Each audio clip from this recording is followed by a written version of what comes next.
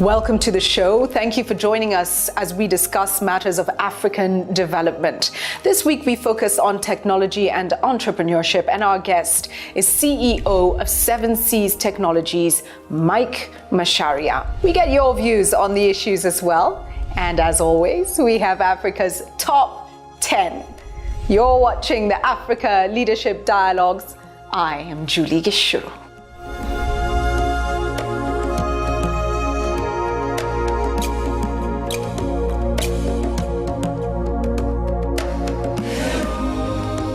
This week on the show, we take a look at the all-important matters of technology and entrepreneurship. Africa is increasingly becoming a key player in acquiring, generating, and applying knowledge to development challenges. Yet more needs to be done to make innovation play its part in the quest for transformation and diversification of African economies. Can technology be used to leverage and transform Africa in the way we live, work, play, and govern? On the show, I'm joined by Mike Macharia, founder and Group Chief Executive Officer of 7 Seas Technologies. Mike Macharia is a qualified chartered accountant and has steered 7 Seas to what it is today through innovation, vision, commitment, and passion. The result is a success story in technology entrepreneurship, with 7 Seas Technologies Group receiving accolades from major forums and vendors in its pursuit of excellence, performance, and growth. Under his leadership, the company has expanded into Uganda, Rwanda, and Ethiopia from its humble beginnings in Kenya. Let's go straight to his views on technology, entrepreneurship, and Africa.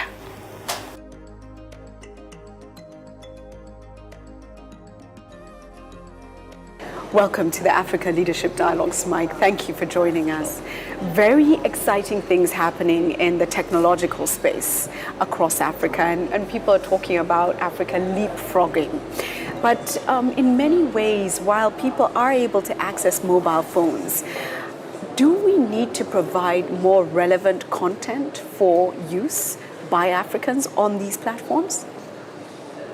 I think, look, we are in exciting times where today, if you look at most of the telecommunications market and the broadcasting platform, it's digital, right?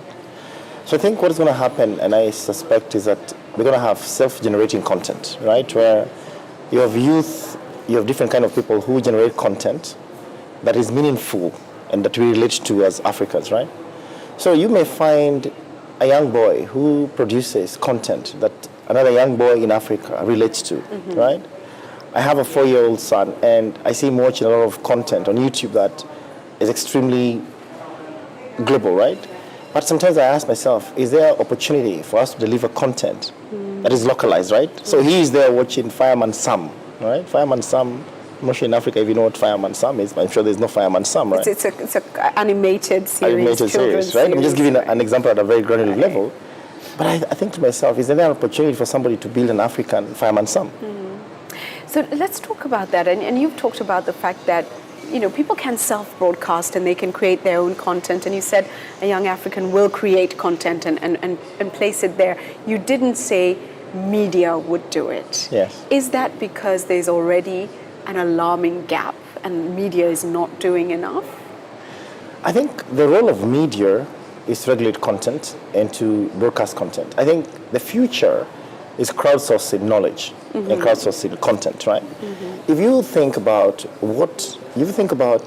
the future today, if you look at the past, you'd have to deliver the content, create it. But today out there's enough content being created without you having to do anything. So your challenge is to create channels that are relevant to where you'll be able to marshal in this content into channels whereby it's relevant to me. So I think the future is, or now, not even the future, is now that I watch what I want to watch when I want to watch it. Right. On what device I want to watch it. Right. It's not about... create the platforms. Exactly. You have to create the platforms. Now, you need to figure out how to monetize those platforms. So then you need to figure out who your audience is. You need to figure out how they want the content delivered. So you need to figure out the traditional companies, as we know them for media, will change. I think the telcos or telecommunication companies shifting. Yes, will become your media delivery platforms. Let's talk about youth in Africa. And how we can, as a continent, start to ensure that they do have a place to utilize their creative skills, that we are creating education systems and curriculums that are building youth who are needed, who have skills that match the marketplace. This has been a real challenge. How do we transform our thinking around this area? I think we've got two sets of the views that we need to think about. We need to think about the academic-driven, white-collar kind of youth platforms or opportunities, which is you want to become an accountant, you want to become a lawyer, and you've got the traditional blue-collar kind of initiatives in terms of job creation. Now, we as a continent, I think we've made we've sort of made mistakes by trying to get everybody to be a physicist or to be a lawyer. But we don't even have enough physicists. Having said that, maybe we have enough lawyers, I'm not sure. But our scientists, our engineers, our doctors are severely lacking. Yes, they could be lacking, but not everybody could be a lawyer. Right. Not everybody can be a doctor. Not everybody has got the DNA to be a doctor, right? So the challenge is, majority of the youth, right, are not in that white-collar segment, are in the blue-collar segment. But our education system is so built towards that white-collar segment. My thinking is that to look at the youth unemployment and you look at the way of empowering the youth is to sort of allowing them to rethink the whole education system. Look, we have almost a cookie-cutter approach where we say everybody has to go through a process, right, for whatever reason.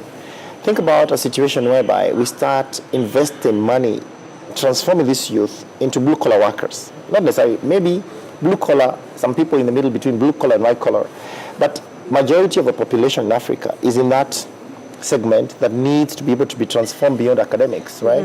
We don't have enough quality craftsmen at a continent level.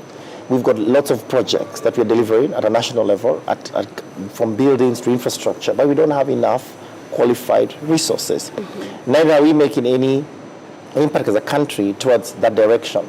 Now, that is something we need to think about. How do we transform that whole youth agenda? But at the same time, large corporates need to start thinking how to create internship programs beyond themselves. You see, if my company has 100-something people, I should not just take 10 interns that are relevant to us. I should be able to take 30 interns that I can absorb 10 and 20 I put up in the market. Right. Some of those 20 people may become entrepreneurs. Some of them may work for smaller SMEs, right? If a large company, they get an opportunity to grow and learn. Exactly, right. And also see things in a different way. Now, if the youth remain inactive because we are not doing anything, we're not doing enough. We want to maximize our profits. We are also then killing the whole ecosystem. So I think companies should come together and create, and government should be able to almost create policies around internship programs, whereby you don't only take what you need, you take beyond what you need. Let's talk about the education system, and you said we should allow them to do things differently. If you were seated in a room with education ministers from across the continent, what would your advice be to them? First, I would change the way we deliver knowledge. I think today we're very intuitive as a youth. If you look at your young son or daughter, the way they interact with technology is very different from me and you. I think I would change the way we deliver content. Today, the youth are very impatient. Sitting in a class, listening to a teacher, they get bored because around them everything is so fast. I would change the way we deliver content. I would change the way we deliver education. I would look at a way in which we create people to learn at their pace, because we can't get the whole society to be the same. Now, how would we do that? We create new ways of learning, right? Today, I think we have a situation where we create a pipeline of C and D students, right? Because everybody has to go through a process, and very few of us and eventually become the A students. And the ones who become A students get celebrated, and the ones who become D students, they feel they've lost the plot, right? So how do you ensure that D student could be D in a class, but could be A in a different activity? So how do you help youth and students discover their real passion? okay, in terms of how you learn, right? So that is how you out-transform the whole learning experience, right? And technology allows you to do that. Let's talk about that transformation. So right now, in many of our countries, it's a very formal system of education. Some of our systems have removed elements like, sport is limited. Some have actually removed drama. Music is completely pushed aside, and yet these creative industries remain very important. What would you've talked about vocational skills as well. So what would you do with the education system? I think we need to start celebrating. First of all, I think it's culture. The culture of how we communicate to the youth by saying what you think being successful is. What is being successful? Is being successful being a lawyer, being a banker, okay, being an entrepreneur. As a matter of fact, we don't even celebrate entrepreneurs enough, right? The first thing is to figure out what do we think is critical. Anybody could be successful. You could be a good actor, right? Now we begin to see African actors that go to Hollywood. We need to create our own Hollywood. I think Nigeria has done a good job. We need to celebrate musicians, artists, athletes. So traditionally, what we thought was success needs to change in the way we communicate. And I think the platforms, like you have a platform in the media, you need to be able to start looking at ways to transform the way we tell the youth what is success. Right. I think I can be a successful artist. I can be a successful mason. I can be the best mason in Africa, right? Or can I be the best mason in a city? Stay with the Africa Leadership Dialogues.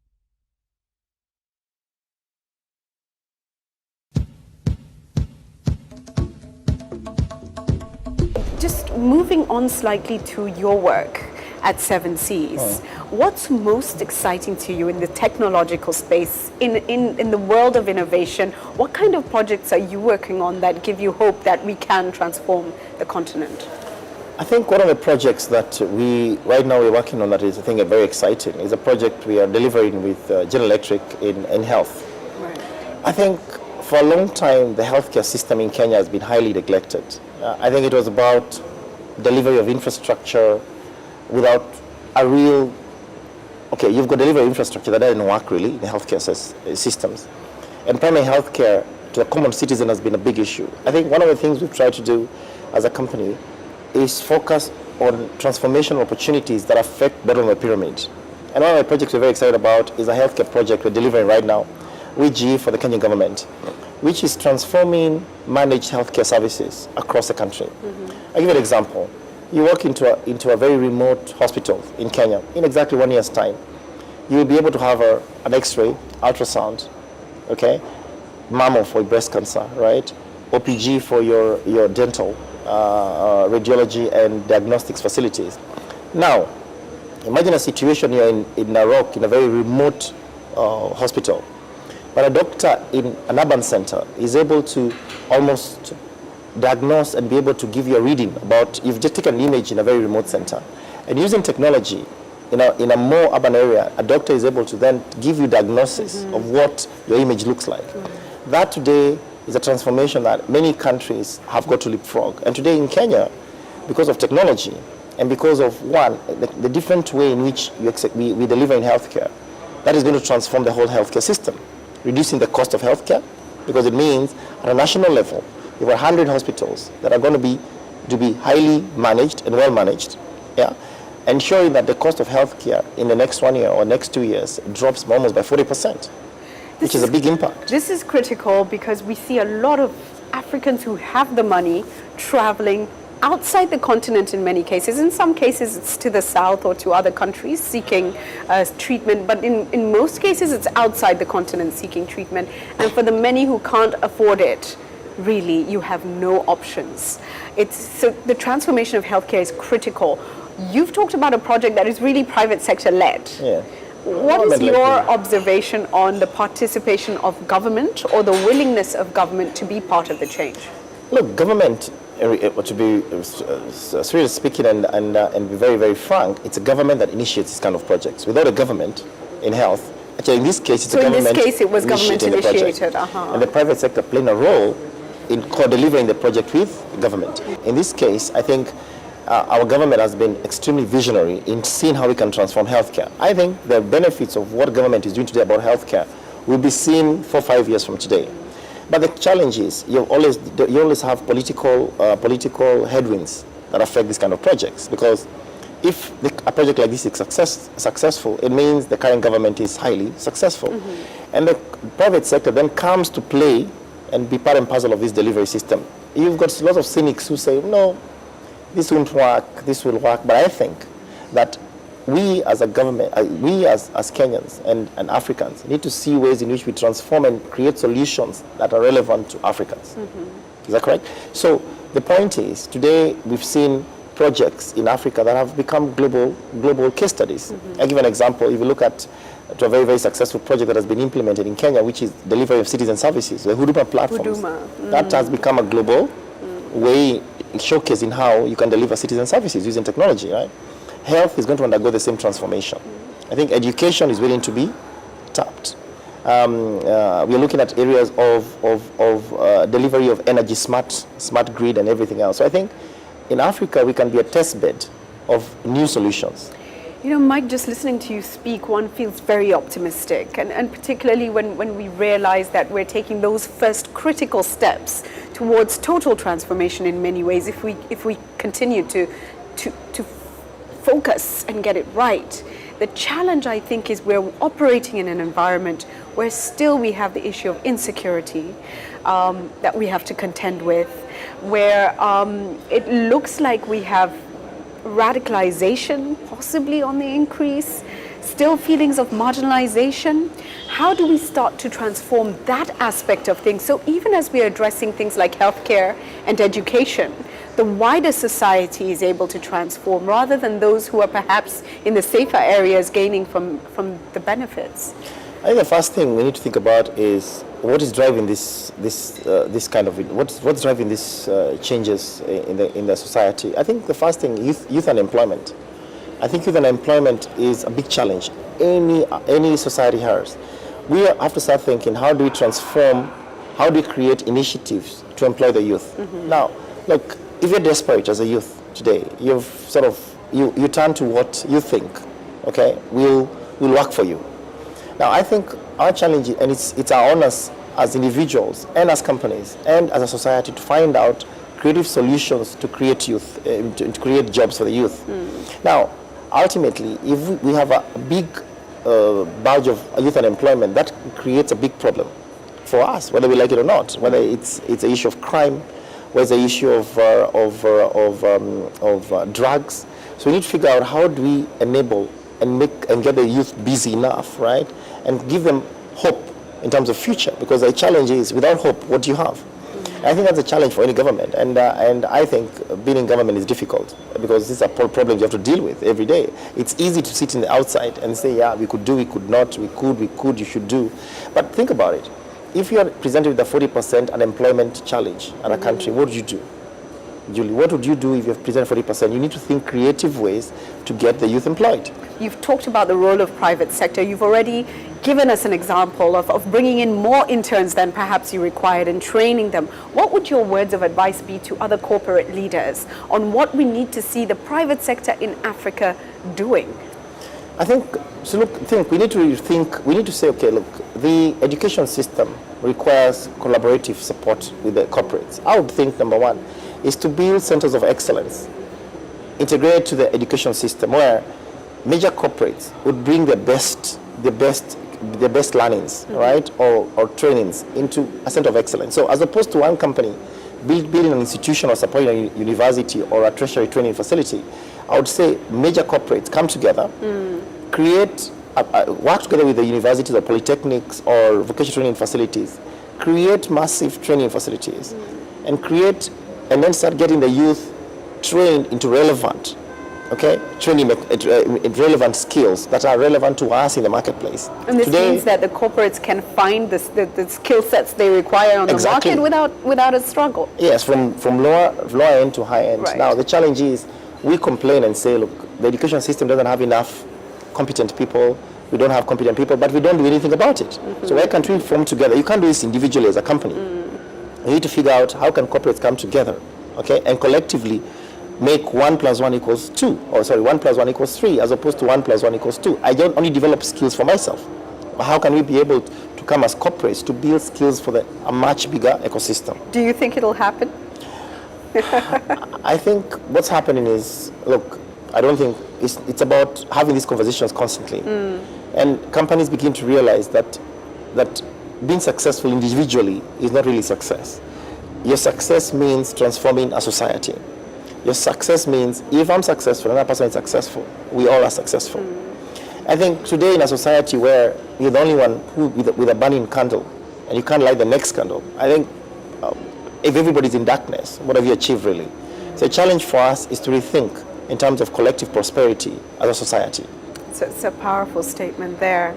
As an African, what do you believe our role is? You're a CEO of a successful company. At one point, you must have looked at the journey and thought, will I make it there? You must have had aspirations. You didn't know what you would become, but you tried. As Africans, in whatever space we might be in, what are your words of advice on how to actually chase the dream? Because I think a lot of people stop chasing the dream. A lot of people give up. Cynicism builds, resentment, anger. And when you're not busy building, you're busy breaking down or blaming very often. So how would you encourage people to keep the hope alive, in a sense? You need to be very passionate about what you do, what you believe in. I think what has kept my hope up in everything I do is my passion and commitment to what I need to do.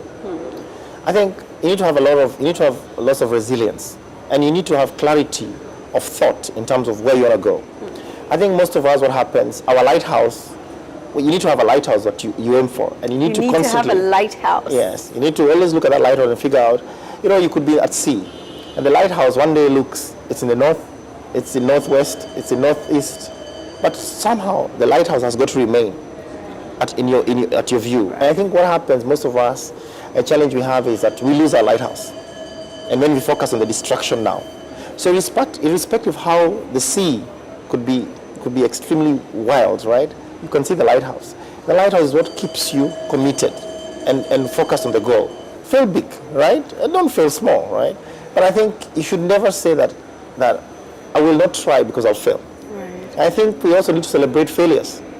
If we only celebrate success, most of us never talk about failing. We always talk about success. With that, I'll just stop you for a moment. I love that analogy of the lighthouse. And when you have your foundations and you see the direction, you have a guide, you're never lost. That's really important. You've just mentioned we don't often talk about failure.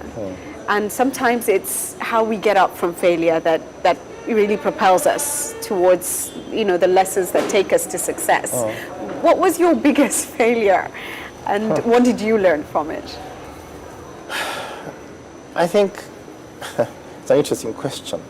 Because if you look at a graph, let's look at a graph, you have moments where you fail. The challenge is that the net impact of your failures do not become net failures. So you have small failures, you have major successes or many successes. Collectively, your net failure should not be, or ideally should not be, a net fail. So constantly you fail and you are successful. But what tends to carry us forward is that when we fail in the small areas, we also make big leaps in other areas, right? And sometimes failing is also learning. In my case, I think there are things that you find you've done and you sort of figure out, oops, I should have done better, or maybe I should have taken time to think more, or maybe your passion carried you away. Sometimes you're over-passionate and you find that you make a decision because your passion drives you towards it. And then you realize, oops, that was not a very good decision. I think for me, what I always say is my biggest strength, which is my passion, is also my biggest weakness.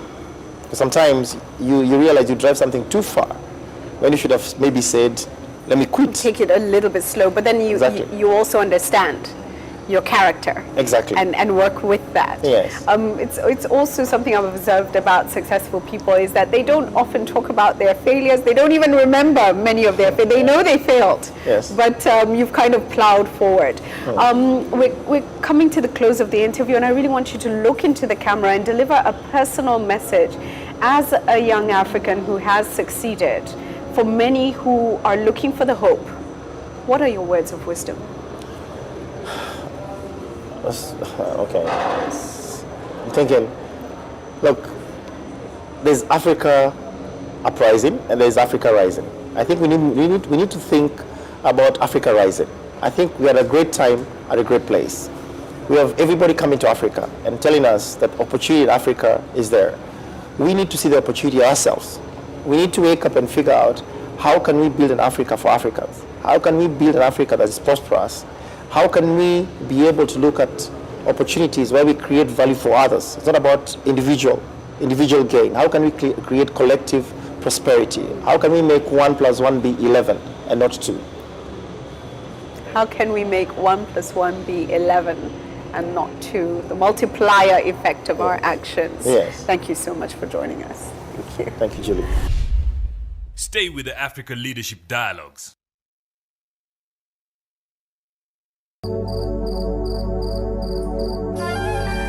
Fascinating insights there. Now we go straight to yours. Let's hear what you have to say. Time for your views on the issues. This week we asked you, what role should technology play in Africa's development? Alexander Mwema says, technology will help to tap and harness Africa's resources. It will also boost productivity, efficiency, and effectiveness in agriculture and other informal sectors. Hi, my name is Esperanza Mbidamungate and I am watching Africa Leadership Dialogue from Nairobi. So technology has brought about tremendous benefits in Africa in that we're able to have faster, real-time access to information about our performances, markets, and customer perceptions, thus improving service and delivery. To join our conversation, go to our G+ page, Africa Leadership Dialogues, on Facebook, Africa Leadership Dialogues, on Twitter, @AfricaLD, and on WhatsApp, send your video comments to +254 715 816 033. And now to Africa's top 10. From smartphones to cargo drones, technology has the potential to transform the future of Africa. These 10 trends show how innovation can ripple through societies, boost economies, and help the continent skip over development hurdles. This is according to the World Economic Forum. Starting us off at number 10 is futurism. The year 2015 will see a move towards futurism among African intellectuals. Concepts will include innovative technologies and groundbreaking ideas aimed at streamlining the integral processes of businesses and enterprises through the use of information technology. Coming in at number 9 is smartphones. The migration from feature phones to smartphones is so obvious a trend that it can often be overlooked. Smartphones are contributing significantly in bringing more people online across the continent. At number 8 is Wi-Fi. The year 2015 will see a more concerted push towards spreading Wi-Fi more equitably around Africa in order to boost economic activity and education. Wearable technologies come in at number 7. Africa will be part of the wearables trend, and 2015 will see the continent gain market share through cheaper smartwatches and health trackers. That will subtly change present behavior for wealthier, earlier adopters. Positioned at number 6 is augmented reality. Augmented reality is a concept using technology where a user simply looks through a third-party mobile device, a launched smartphone or tablet app, and watches in awe as the still image comes to life, transforming into a video, an interactive screen, social media sharing, and lead generation, to name just a few. Slotted in at number 5 is tech spaces. African innovation plays a critical role in shaping future technology globally. It is a vibrant and collaborative environment for innovators and startups to think through their ideas and develop their solutions, lowering the barriers to entry for many young would-be entrepreneurs. At number 4 is translation. Google Translate is now available in 10 African languages. However, Africa has over 2,000 languages. Only 242 of these are used in the media and just 63 are used in the judicial systems. Creating living dictionaries for hundreds more African languages will be a significant undertaking in 2015 for startups. It is cheap and profitable. At number 3 is space. In 2015, we will see private space initiatives. For example, the South African investor Elon Musk's SpaceX begin consideration of private launch sites in Africa. Located on the equator and with plenty of space, Africa has the potential to be a major player in space exploration. Coming in at number 2 is robotics. Robotics can help to screen for radiation or for infectious disease. Currently, there are not enough advanced robots to do the remote tasks we need them to do. African economies will engineer efficiencies through automation. And at number 1 this week is drone ports. Because connectivity defines modern perspective and because Africa will not be able to build roads fast enough to manage its growth, the continent will be the first to adopt cargo drones at a massive scale. And that's Africa's Top 10 this week. Time to close with the words of wisdom. Our African proverb this week reads, "Tomorrow belongs to the people who prepare for it today." Are you preparing for your tomorrow? Blessings to you and blessings to Africa.